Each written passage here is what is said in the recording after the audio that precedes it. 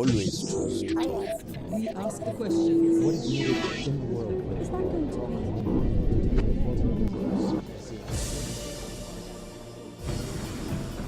Fighting against NATO in Afghanistan, the Haqqani network. Western leaders believe it's based across the border in Pakistan and may even, to some extent, be protected there. Last week, the United States designated the group as a terror organization and pushed through a resolution at the UN targeting it for global sanctions. But if you ask Pakistan's foreign minister, she'll tell you Pakistan has nothing to do with the group and resents the idea that her country is not doing enough to fight extremists. 6,000 soldiers. It has cost us 30,000 civilians. So nobody tells my nation or my country that we are a country which does not take this problem seriously.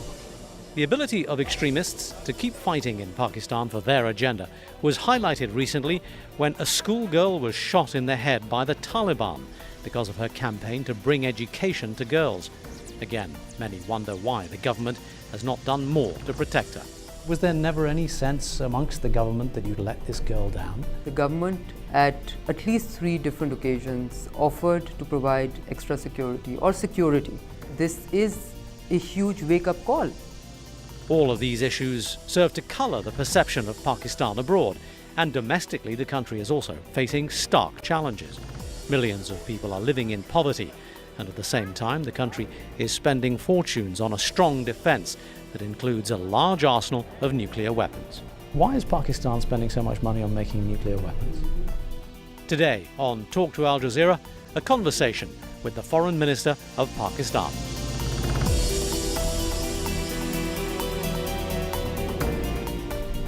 Madam Foreign Secretary, thank you very much indeed for talking to Al Jazeera. Pleasure. The Haqqani network has just been, once again, specifically targeted by Washington. Your relationship with the Haqqani network, if I can put it that way, Sure. Is an interesting one. What do you think this new State Department directive will involve?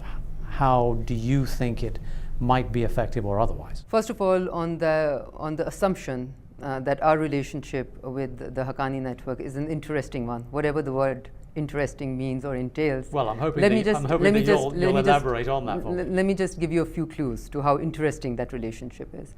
When the State Department decided to designate the Haqqani network as an FTO, we said they are not Pakistani nationals, they are Afghan nationals, and if the US so desires to do so, it is a call that the US must make or should make, and the people to consult would be the Afghan government. In the same way, when within the UN Sanctions Committee this issue came up, we did not use the many tools which are available to any country to use to come in the way of this designation, specific names of the organization itself.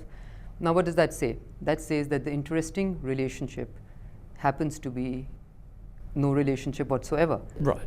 Now, if some of these elements are distasteful, any element or any group or any entity which resorts to violence, whether it is inside Pakistani territory or outside Pakistani territory, can have no support from the Pakistani state. And I want to be categorical about this.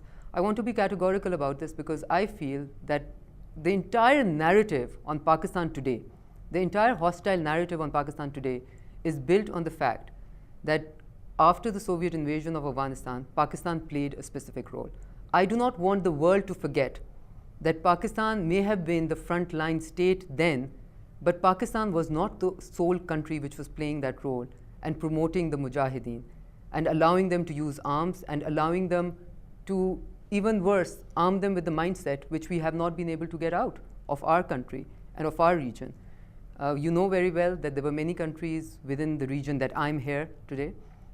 There are many countries in the West, many large countries who were supportive of the same, the same deal, so to speak. Can I stop you there for a moment? So I just want to complete by saying that, therefore, associating us or Pakistan specifically when any of these groups will be an unfair judgment call. Which was not what I was trying to do. What I'm trying to get from you still is a sense of, let me put it very simply, do you welcome what the US has announced about the Haqqani network, and will you cooperate with their imperatives? As I did just answer, we have been cooperating. We have been cooperating in the UN We have been cooperating, as I just said.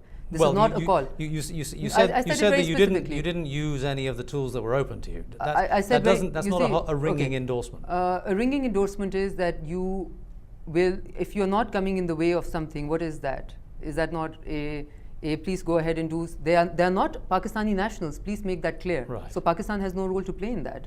Clearly no role to play. But do you have any role to play against the Haqqani network, and what we would have that a role be? to play, I have said, on any entities which resort to violence inside Pakistan. Pakistan has suffered more than 300 suicide bomb But attacks. you can't be inside more Pakistani. specific about that. I am being as specific as is required. I am being specific in saying that any group that resorts to violence has not been and will not be supported by the Pakistani state. And please remember that Pakistani state and Pakistani citizens and Pakistani people are people who have suffered at the hands of violence and terrorism and extremism. So we are a country which is well aware of those challenges. We just want everybody to wake up to those challenges and not resort to, sort of looking for a shoulder to put the blame on, but to engage in serious dialogue to see how can we root out this scourge of terrorism from this region. And we feel we'll all do much better if we all put our energy to it. Okay. Now, Malala Yousafzai, she, we are told, was targeted for having dreams that I suspect you had when you were her age. And you have spoken before about your desire to see young Pakistani women having the opportunity to achieve what you have achieved. How does it make you feel when there is a force in your country that is so powerful and apparently so out of control that girls like Malala are shot and given the country the exact opposite message that you're hoping to give? I think what I felt was what any other Pakistani felt, barring a few exceptions. There was a lot of anger, there was a lot of disgust, and there was a lot of we will not be on the wrong side of this. The way I look at it is that what happened to Malala Yousafzai, first of all, the girl herself. I think what she represents is something which is pure. What she represents is a future of Pakistan that we all aspire towards. But she had the courage to stand up for that future. She was brave enough, even as a girl child, to stand up for that future. And for that, she has our respect, our salute, and our, heroic worship of the entire nation. Is there any guilt in that? Can I finish the first, statement or the answer to your first question? So that is clearly something which was across the board. The entire Pakistani nation felt that. Now, we are not a country and we are not a nation which has ever, hoodwinked the problem that we face. And the problem or the scourge of terrorism is something which has cost us 6,000 soldiers. It has cost us 30,000 civilians. So nobody tells my nation or my country that we are a country which does not take this problem seriously. And nobody tells my nation to be guilty of not standing up to this huge problem, because we are a country which has had the courage, sometimes single-handedly, sometimes being blamed by the rest of the world to be supporting terrorism while we are actually fighting terrorism, to stand up to this. I was using the word guilty and more therefore, in terms of... Therefore, it is important that we look at this particular issue in the correct perspective. So what she represents is a brighter, hopeful future for Pakistan. As I said, she was a girl who had the courage to stand up for it. And what they are trying to, as in the militant groups, are trying to impose is the opposite of the future that she holds for Pakistan. So I think in the reaction that you saw from the Pakistani nation, you saw a complete acceptance of the future that Malala Yousafzai represents, or the vision that Malala Yousafzai represents, and a complete rejection of the other vision which is trying to be imposed on us. And may I also share with you the fact which is not well known to many Westerners. And the fact is that despite their nuisance value, the religious political parties also have never even gotten a modest vote, so to speak, or a modest representation in the parliament unless they have been supported by one entity or the other. So if you look at Pakistani mainstream politics, it is consumed by people who are moderate. It is always supportive of people who are moderate. So what this shows is that it is the fringe which must not be allowed to represent Pakistan. This is an incredibly big fringe, though, isn't it? I mean, the Taliban is a very powerful force within your country. Half of your country in the Waziristan area seems to be outside of your control. It's not merely a fringe, it's a major problem. The reason I used the word guilty was there never any sense amongst the government that you'd let this girl down? She was a public figure, she was well known as an outspoken critic of the Taliban, she was known to be under threat, and yet they managed to get her with no retribution and no comeback at all. Sure. First of all, I think we have to be very careful on how we frame it, because when you say half your country in Waziristan, I hope you do know that 700,000 square kilometers is what is all of Pakistan. And Waziristan will not be even a single percentage point within that. So I hope you understand the context. Your terrorism problem is not confined to Waziristan, nor is the religious extremism. And nor is it confined to Pakistan. The terrorism is a problem for the entire world. And we have seen that through 9/11. We have seen that through what has happened in Syria. You're suggesting there's only a fringe in Pakistan that is a problem. That's exactly, you see, the point I was trying to make was that this fringe must not be able to define Pakistan. Okay, and what I said clearly was that if you look at electoral results in Pakistan, what you see is that the large majority of Pakistan does not vote for them. So what is obvious is that the Pakistani population, 180 million people, are not in majority, and the small fringe, however, has a huge nuisance value, which is the same as a mafia group operating in a normal country is able to create a lot of ruckus. Sure, but the question was about Malala. You don't think you owed her a greater duty of care? If this is only a fringe, and on that, I wanted to get the geography right of Waziristan, and now on Malala Yousafzai. On Malala Yousafzai, you do know that the government at least 3 different occasions offered to provide extra security or security. Now that was a girl and a family which wanted to live a normal life. And I am not shirking away from the fact that this is a huge wake-up call. So when I say that we did whatever we could and we are doing whatever we can, I'm understanding the enormity of the challenge and saying that. But I would refuse to have my country be blamed to not stand up enough when we are a country which has had more losses than any other country, or collectively all of NATO and ISAF brought together. So we keep on hearing about the sacrifices of the soldiers of NATO and ISAF, which we respect. Any one person's loss is a loss to all of us. However, we are also expect Pakistan's sacrifices not to be taken lightly. The blood of our 30,000 civilians and 6,000 soldiers is no less dear to us than the blood of the other people. You brought that up a few times, actually.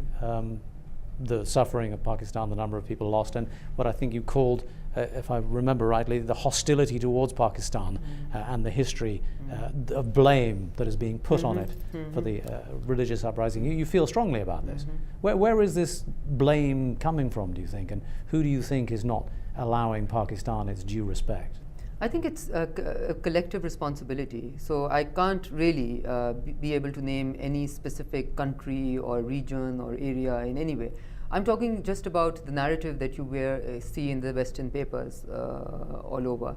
And I feel that the narrative is self-correcting itself, because as people are, if you look at the last 6 months, the correction has already started taking place, because one realizes that the enormity of the challenge to us in a big way, Pakistan, because Pakistan has to face it on the ground, is aware of the enormity of the challenges, and therefore we don't shirk away from the responsibility of standing up to them.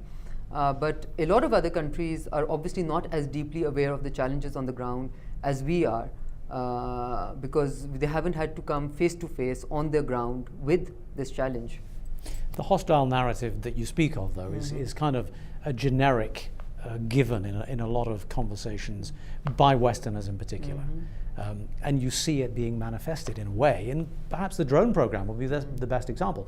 The United States tends to try to stick to the line that no civilians have been killed by drones. They sometimes even try and pretend that the drone program is something they don't want to talk about. Does it not anger you and your government that the US feels able to present these kind of, I don't know how to characterize it, particularly without offending too many people, but presenting this sort of policy that doesn't seem to respect Pakistan's own sovereignty and own nationhood? First of all, when you take the office of foreign minister, you have to leave anger out the door.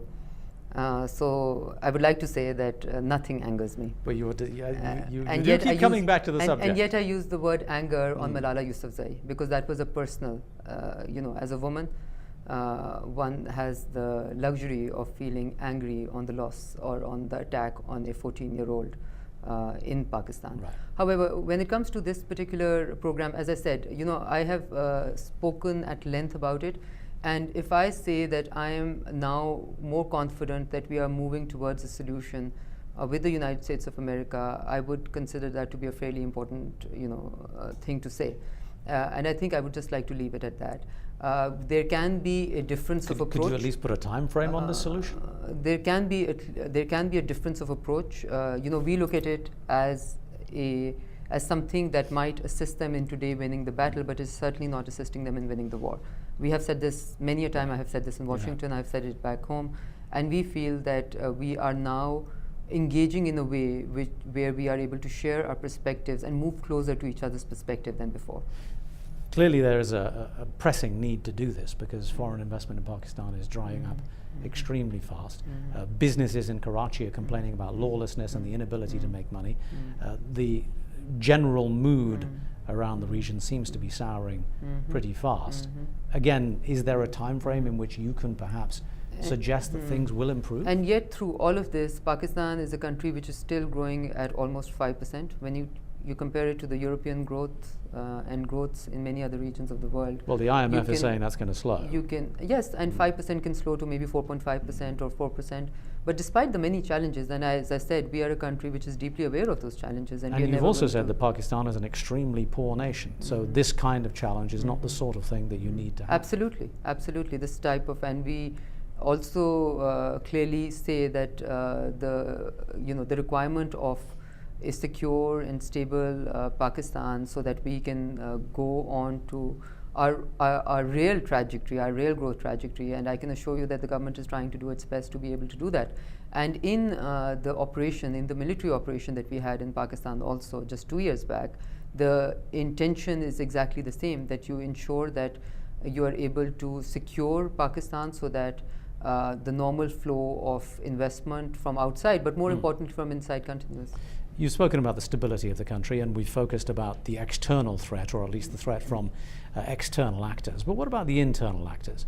The judiciary and the government have been going at each other fairly recently. The military is also part of what seems to be a fairly destructive triumvirate, if you like, in the governing of the country.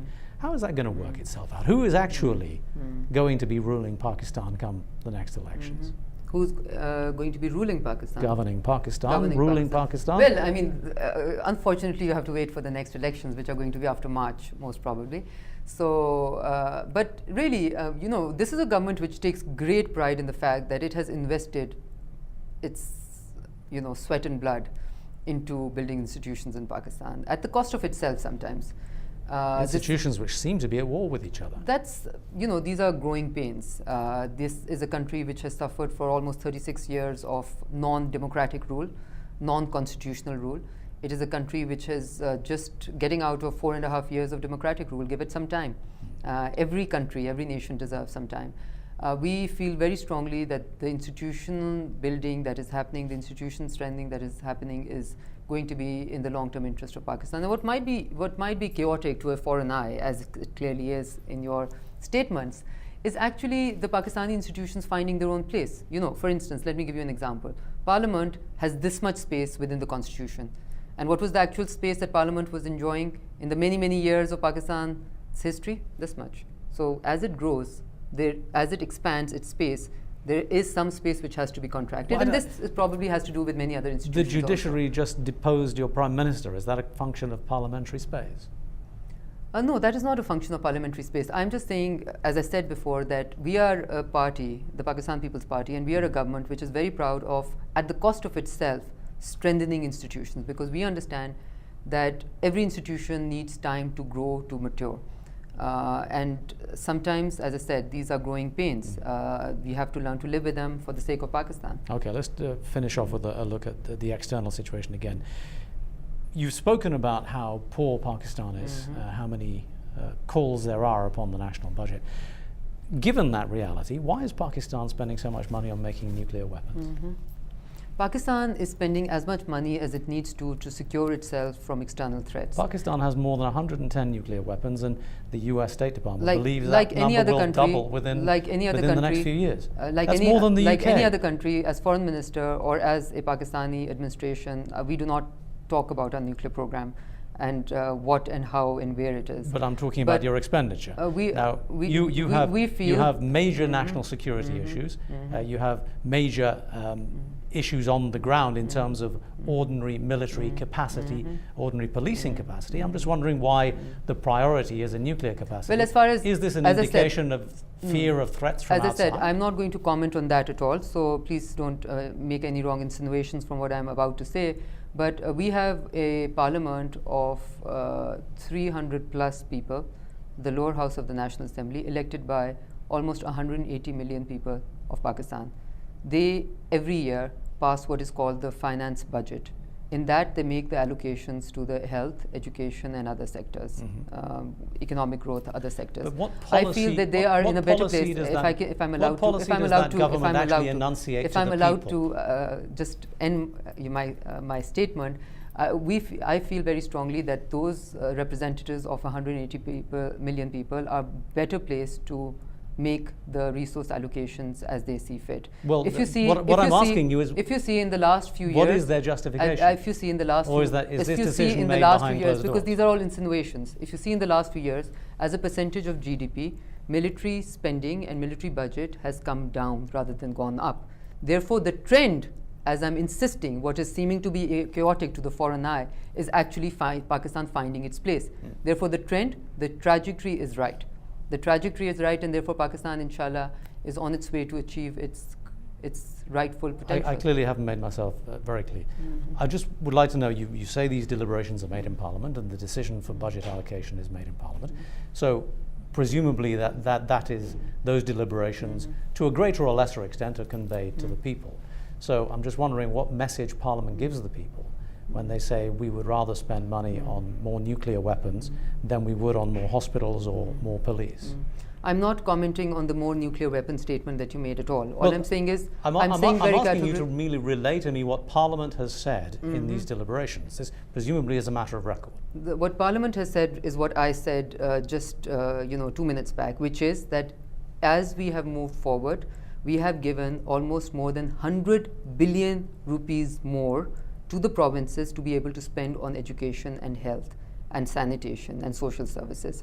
That as we move forward, this is the first government which has taken out more than 100 billion rupees out of the national budget to bring or to make, for the first time in Pakistan's history, a real social safety net program which empowers the women of 7.2 million households.